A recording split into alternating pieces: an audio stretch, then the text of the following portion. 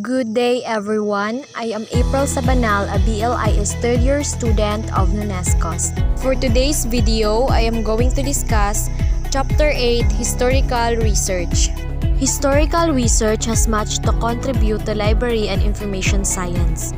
Some argue that it cannot be considered true scientific research because it does not permit enough precision and objectivity. Others argue that historical research can meet the standards of inquiry of other methods such as experimental and survey methods. Nature and value of historical research. Historical awareness is based on three principles: difference, context, and process. The basic purposes of historical research are to provide a clear perspective of the present and facilitate planning for the future. Tosh and Lang. Historical awareness is the recognition of the gulf which separates our own age from all previous ages. Chronology. Chronology can be defined as simply the describing of events in the order of their occurrence. True historical research is concerned with analyzing and interpreting the meaning of historical events. It is the process by which a researcher is able to reach a conclusion as to the probable truth of an event in the past. Importance of historical research to librarianship. Historical research can contribute to the body of knowledge about librarianship. It can increase our understanding of how, when, and why past events occurred. LIS professionals need to know and understand the history of the profession in a historical context. This will enable them to become leaders instead of merely practitioners. Types of historical research. Helway identifies 6 different types of historical research or documentary study. 1. Biographical research. 2. Histories of institutions and organizations. 3. The investigation of sources and influences. 4. Editing and translating historical documents. 5. Studying the history of ideas. And 6. Compiling bibliographies. The extent to which these different types are employed depends on the nature of the inquiry and the subject field. Whether they represent true historical research or the mere compilation of facts depends on the manner in which they are conducted. Sources of historical information. The data gathered in historical research can come from a wide variety of sources. Among the more commonly used are the following: 1. Official records such as laws, deeds, annual reports of organizations, charters, and so on. 2. Newspapers and other periodicals. 3. Eyewitness accounts of events. 4. Archives. 5. Manuscripts. Evaluation of historical sources. In selecting specific sources of data for a historical study, it is critical that they be evaluated properly. The researcher should want to know if the sources are relevant to the study, substantial enough to be worthwhile, and competent. The assessment of the last criterion, competency, should involve 2 basic processes: external criticism and internal criticism. External criticism. In this chapter, we examine the process of external criticism of historical documents. External criticism can involve physical, textual, and bibliographical analysis. Internal criticism. Internal criticism is more difficult to achieve with absolute certainty. Many old documents no longer exist in their original forms and there is no guarantee contents have not changed somewhat as they have been copied, translated, and republished. Basic steps of historical research. Historians generally agree that historical research should meet the same criteria and procedures as other basic scientific research. True historical research tends to resemble a scientific method of inquiry or a problem-oriented approach.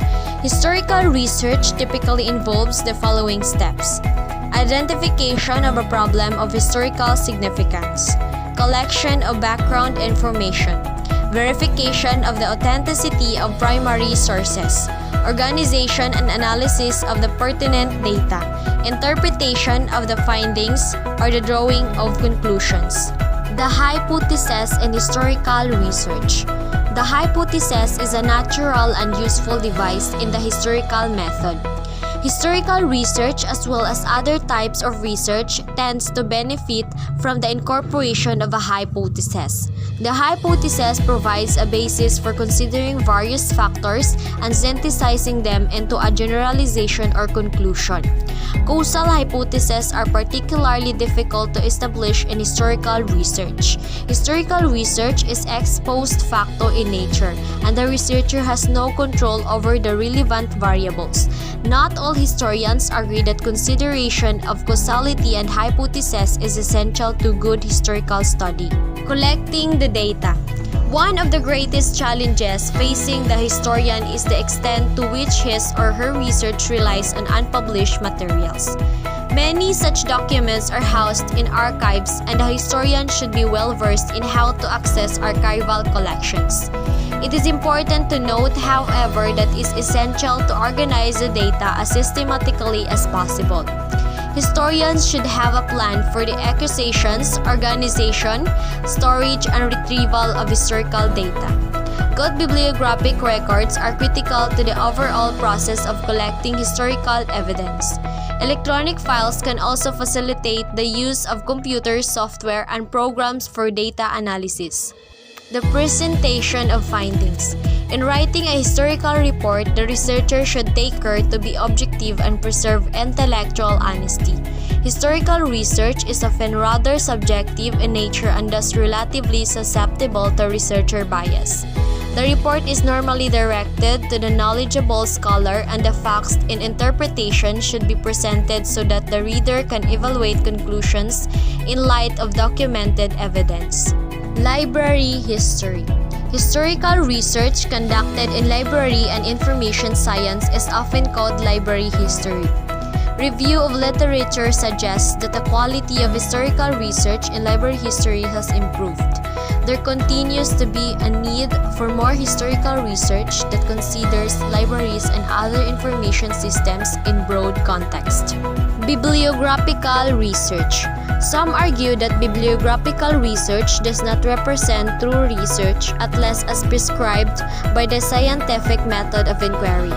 Most would concede that descriptive bibliography is closer to being true research than the systematic or enumerative bibliography. The latter is not even considered to be true bibliographic research. Systematic bibliography.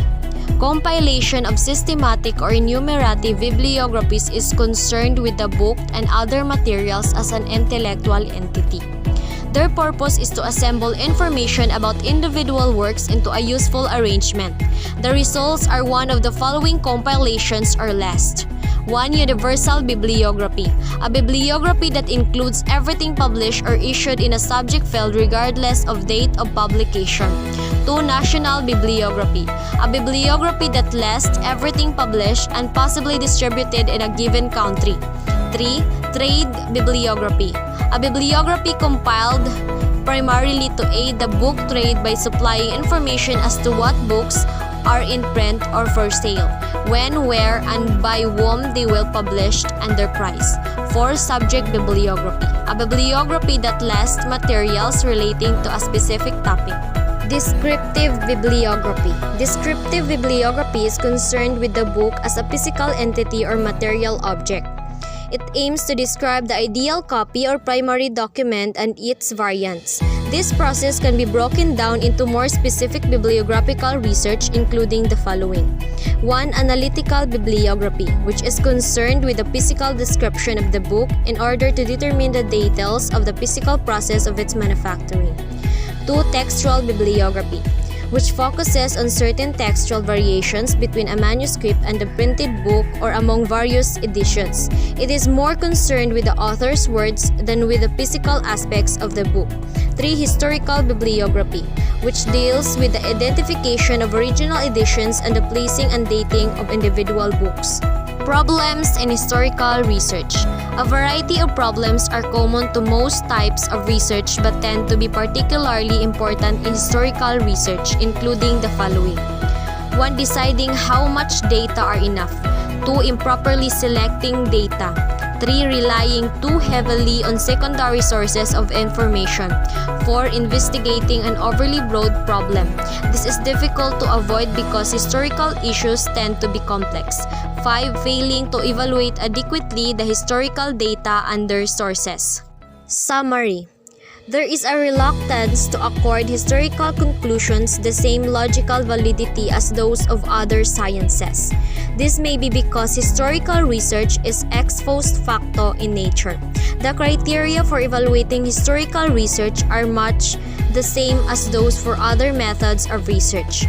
It is particularly important that historical research be well presented in a scholarly style.